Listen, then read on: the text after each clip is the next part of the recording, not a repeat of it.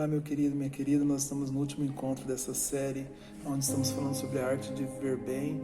Já falamos sobre a depressão, já falamos sobre estresse, já falamos sobre a questão de ter uma atitude de fé, falamos sobre as percas da vida. E hoje eu quero finalizar com vocês falando sobre escolher atitudes corretas, as atitudes que Jesus escolheria, ou escolher viver com a atitude de Jesus. Jesus, para todas as crenças, independente da sua crença, ele é uma pessoa admirável. Suas atitudes são admiráveis, são surpreendentes. Jesus é alguém que viveu bem nessa terra, mesmo tendo sofrido pelo meu e pelo teu pecado.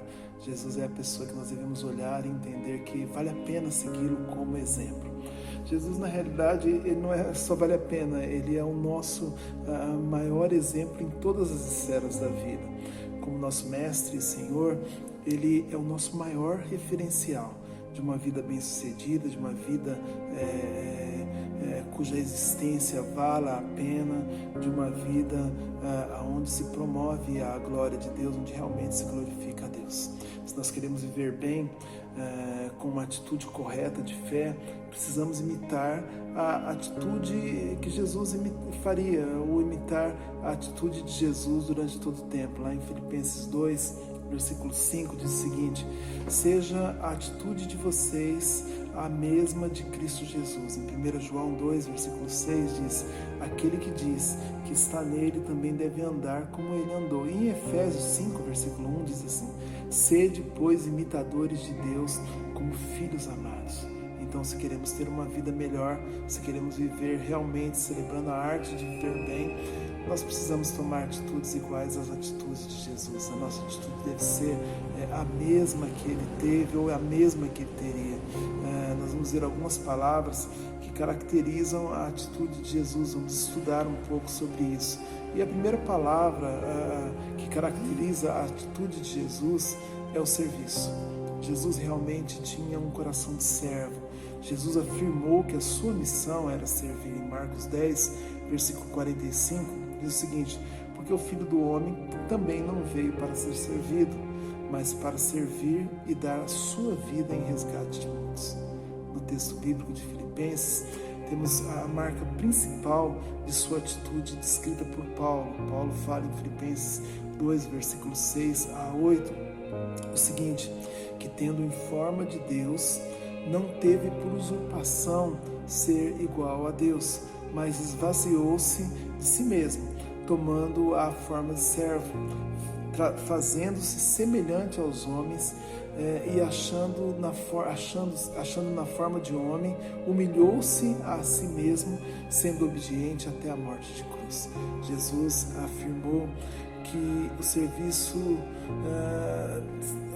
deveria ser a grande atitude ou a grande característica dos seus discípulos. Lá em Mateus, capítulo 20, versículo 25 a 28, Jesus, chamando-os para si, chamando seus discípulos para si, disse: bem sabeis que pelos príncipes dos gentios são esses dominados, e que os grandes exercem autoridade sobre eles.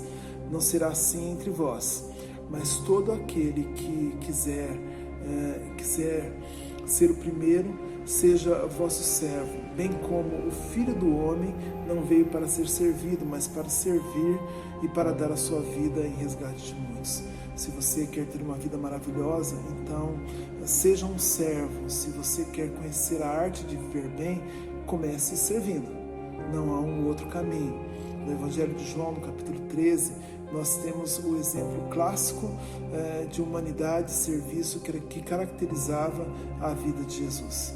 Jesus afirma que nós devemos fazer como ele fez. João 13, 14 e 15 diz o seguinte: ora, se o seu Senhor e Mestre se eu, o seu Senhor e Mestre, vos lavei os pés, vós deveis também lavar os pés uns dos outros, porque eu vos dei o exemplo para que, como eu vos fiz, façai vós também. Jesus afirma claramente que o serviço é o caminho para uma vida abençoada. João 13, 17 diz: se sabeis essas coisas, bem-aventurados sois, se a fizerdes. O verso 17 vai dizer o seguinte: este é o caminho para a bênção. É interessante, né? Bem-aventurado que indica a felicidade, que a associa a uma relação correta com Deus. Pode-se dizer, por conseguinte, que expressa o estado de estar bem e o resultado de uma retidão espiritual.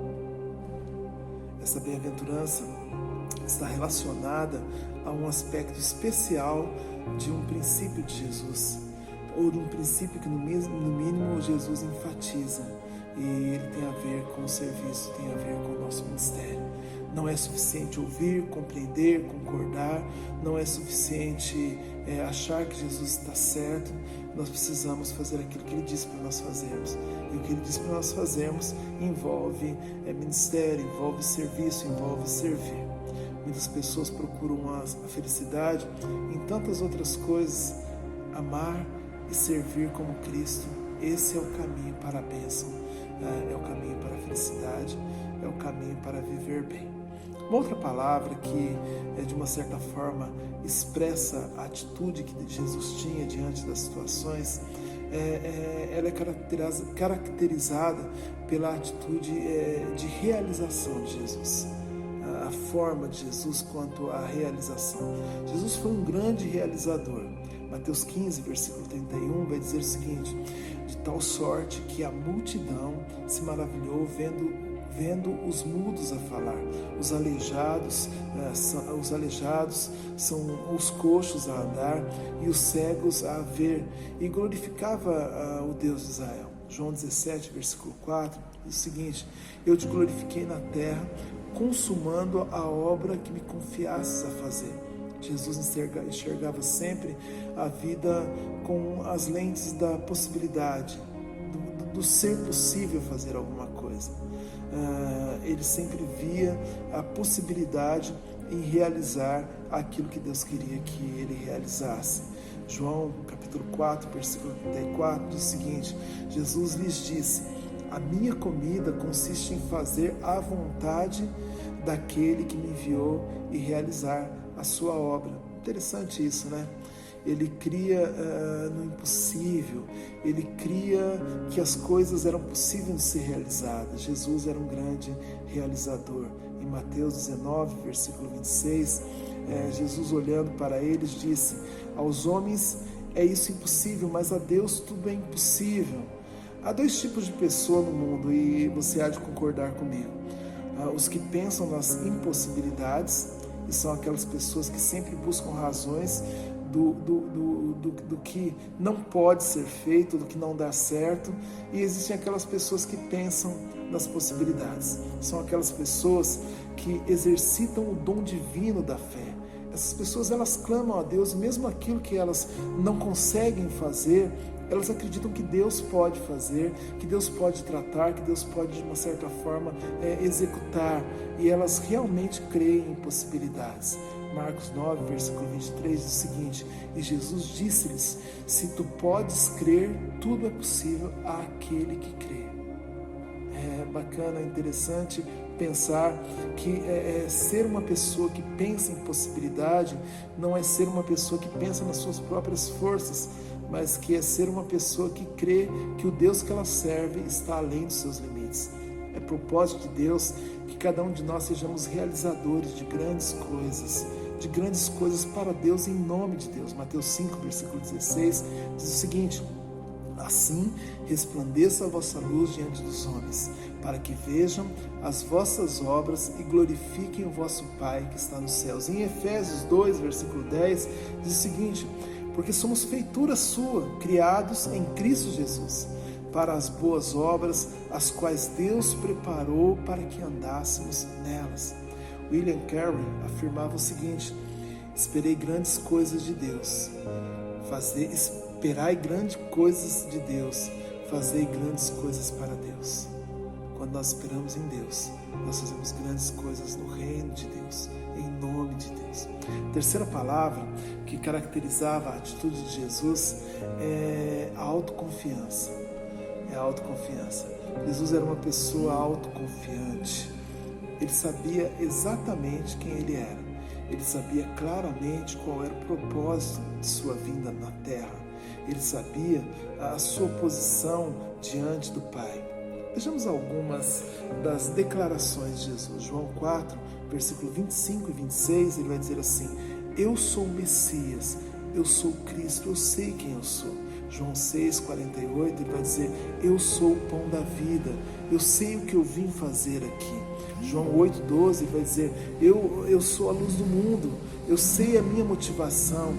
João 11, 25, ele vai dizer: eu sou a ressurreição e a vida. João 14, 6, ele vai dizer: eu sou o caminho, eu sou a verdade, eu sou a vida. Apocalipse 1, versículo 8, ele vai falar: eu sou o alfa e o ômega, eu sou o princípio, eu sou o fim. Em nossa última aula nós vimos que o Senhor quer nos transformar em pessoas confiantes. Vimos também que a nossa autoconfiança, na verdade, não é confiar em nós mesmos, mas é confiar naquele que nos mandou. Essa é a atitude de Jesus. A autoconfiança, na verdade, é a confiança do alto, porque confiamos em Deus e em sua presença conosco, e nisso nós nos tornamos pessoas que estabelecem fé, pessoas que olham para Deus e acreditam que Deus pode executar algo através das nossas vidas. Ser semelhante a Jesus é ter uma atitude confiante na posição que tem sido diante do Pai. É entender para o que nós estamos aqui, é entender o que Deus quer de nós, é a aceitação plena de quem você é como filho de Deus, é ser grato pelo jeito que Deus o fez, é ser confortável com quem você é e procurar ser uma pessoa melhor que você pode ser. E eu creio que pode ser. É reconhecer que o seu valor é um presente de Deus e que o Senhor tem escolhido você e tem te chamado para o seu trabalho. É crer que Deus tem, de uma certa forma, uma obra para a sua vida. Deus tem uma missão para você. Deus tem um chamado para você. Veja que a Bíblia afirma sobre a nossa posição em Cristo. Efésios 2, versículo 5 e versículo 6 diz o seguinte: estando nós ainda mortos em nossas ofensas, nos vivificou juntamente com Cristo, pela graça sois salvos.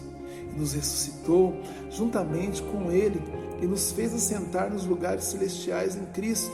1 Pedro 2, versículo 9 e 10, um dos textos mais confortáveis que a gente encontra ali nos textos do Novo Testamento, diz assim: mas vós sois geração eleita, o sacerdócio real, a nação santa, o povo adquirido, para que anuncieis as virtudes daquele que vos chamou das trevas para a sua maravilhosa luz. Vós que outro tempo nem erais povo, mas agora sois povo de Deus, que não tinhais alcançado misericórdia, mas agora alcançaste misericórdia. Apocalipse 1, versículos 5 e 6 diz o seguinte: é da parte de Jesus Cristo, que é a fiel testemunha, o primogênito entre os mortos e o príncipe dos reis da terra, aquele que nos amou e em seu sangue nos lavou dos nossos pecados e nos fez reis e sacerdotes para Deus e seu Pai. A glória dele e poder para todos sempre. Amém. Você pode ser confiante a respeito de si, mesmo devido à posição que você tem em Jesus Cristo diante de Deus. O que nos fortalece, o que nos faz sermos quem nós somos, não deve ser as nossas próprias forças, mas a confiança que nós temos que vem do alto, aquilo que Deus faz de nós e sabemos o propósito que Ele tem para as nossas vidas. Em quarto lugar, ou a quarta palavra que caracteriza a atitude de Jesus, é o amor de Jesus. É impossível falar de Jesus sem falar do amor dele. É impossível falar de características de Jesus ou de palavras que caracterizam Jesus se não falarmos do amor que Jesus sentiu e que sente por cada um de nós. A Bíblia afirma que Deus é amor, 1 João 4, versículo 8. A maior marca da atitude de Jesus é o amor. O amor é a essência de Jesus, é aquilo que Ele realmente é. João 13, versículo 1 diz o seguinte: ora, antes da festa da Páscoa, sabendo Jesus que era chegada a sua hora de passar deste mundo para o Pai, tendo amado os seus que estavam no mundo, amou-os até o fim. João 15, versículo 9, vai dizer o seguinte: como o Pai me amou, também eu vos amei, permanecer no meu amor. João 15, versículo 12, vai dizer o seguinte: o meu mandamento é esse, que vos ameis uns aos outros, assim como eu vos amei.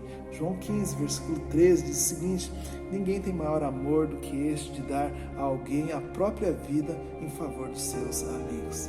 Se nós queremos viver uma vida com a atitude de Jesus, a nossa vida precisa ser marcada pelo amor, da forma que Jesus amou. É amando que vivemos bem, é amando que nós temos uma vida plena e que nós conseguimos celebrar a arte de viver bem. Sem amor, tudo perece. O apóstolo Paulo afirmou que sem amor nós não somos nada, em 1 Coríntios 13, de 1 a 3. Ele dá características deste amor que nós precisamos ter, que é o mesmo tipo do amor que nós recebemos de Deus, o amor ágape. 1 Coríntios 13, versículo 4 a versículo 8 diz o seguinte: o amor ele é sofredor, é benigno, o amor não é invejoso, o amor não trata com leviandade, não se soberbece, não se porta com indecência, não busca os seus interesses, não se irrita, não suspeita mal, não se regozija com a injustiça, mas regozija-se com a verdade. Tudo sofre, tudo crê, tudo espera, tudo suporta, mas o amor nunca acaba. Ao vivermos amando, autenticamos que temos conhecido a Deus. João 4, versículos 7 e 8 diz o seguinte: amados, amemos-nos uns aos outros, porque o amor é de Deus. E qualquer que ama é nascido de Deus e conhece a Deus. Aquele que não ama não conhece a Deus, porque Deus é amor. O amor é o único testemunho fiel às pessoas de que somos discípulos de Jesus. Se nós queremos ser discípulos de Jesus e não amamos, nós estamos de uma certa forma testemunhando algo que não existe em nós. Se nós realmente somos discípulos de Jesus, nós precisamos amar o nosso próximo. A nossa maior atitude na vida deve ser o amor, ou deve ser no mínimo em volta ao amor. 1 Coríntios 16, versículo 14 diz o seguinte: todos os vossos atos sejam feitos com amor. A quinta palavra que caracteriza a atitude de Jesus é a doação. É interessante pensar que Jesus era um doador. Nesse mundo há dois tipos de pessoas: os doadores e os aproveitadores. Jesus era um doador. Não tem como você ser as duas coisas. Ou você é um doador, ou você é um aproveitador. Jesus era um doador. João 10, versículo 10 diz o seguinte: eu vim para que tenham vida e a tenham em abundância, ou para que tenham vida em abundância.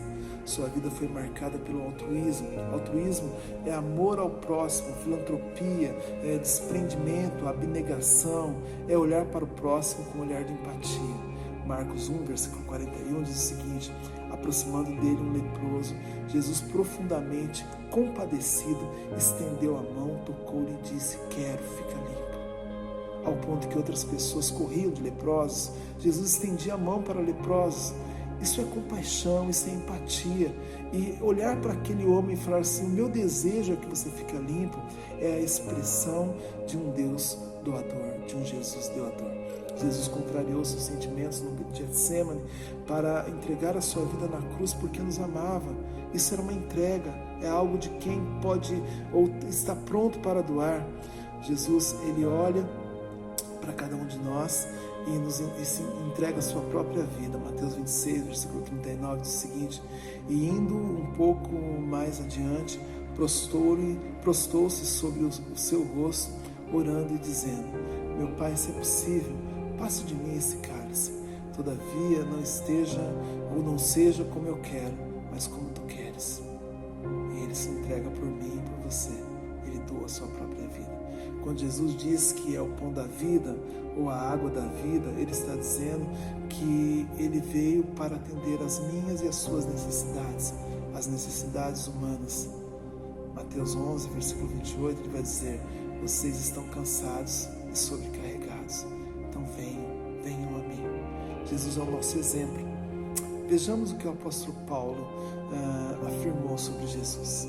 Atos 20, versículo 35 vai dizer o seguinte: tenho-vos mostrado em tudo que, trabalhando assim, é necessário auxiliar os enfermos e recordar as palavras do Senhor Jesus que disse: mais bem-aventurado ou mais bem-aventurada coisa é dar do que receber.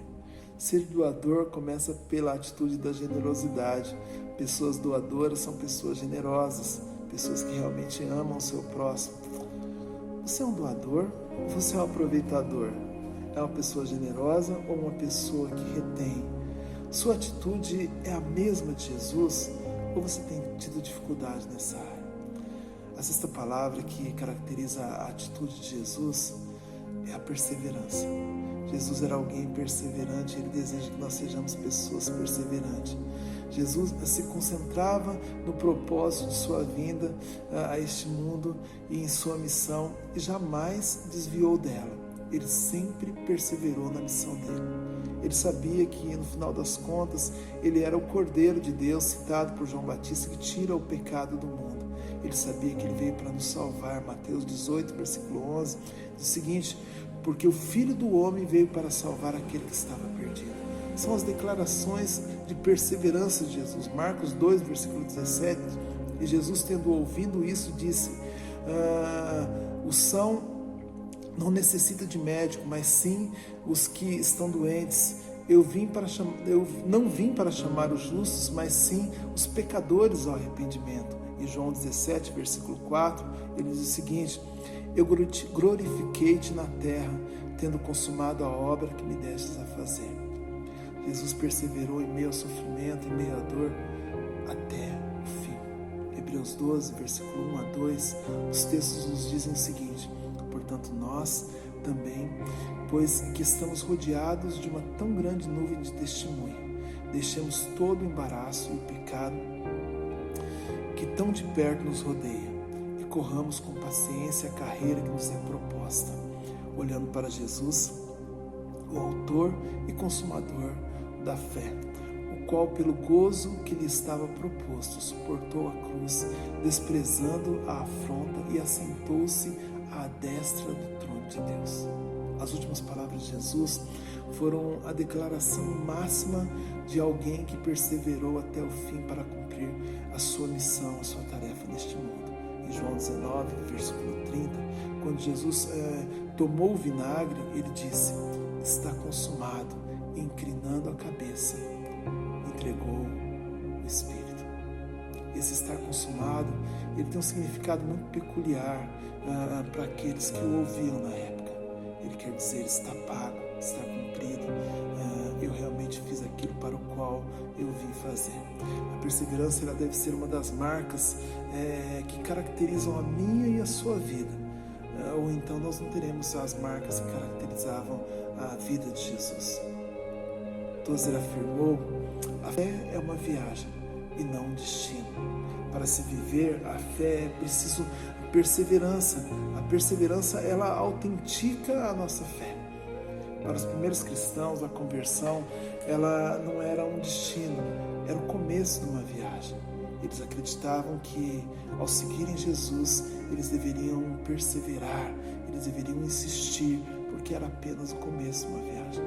Em Atos 2, versículo 42, os textos nos dizem o seguinte: e perseveraram na doutrina dos apóstolos, e na comunhão, e no partir do pão, e nas orações. O destino não é o ato inicial de crer, mas alguns pensam que depois da decisão por Cristo, tudo é tão automático, e isso não é real. No livro de Atos, a fé é para cada crente, ela era um começo e não um fim em si própria. Era uma viagem e não algo que se finalizava apenas em ter. A fé, ela é uma marca que nos mostra que nós devemos ser perseverantes. Crer não é um ato feito e consumado, mas algo que nos leva a entender a perseverança que nós devemos ter de que um dia estaremos com Jesus. Crer, para os cristãos primitivos, tinha o mesmo significado de perseverar. E isso era muito importante, a gente não pode ignorar isso. será muito, muito bacana. Não é claro que somente continuando é que podemos confirmar a nossa fé. Já parou para pensar nisso?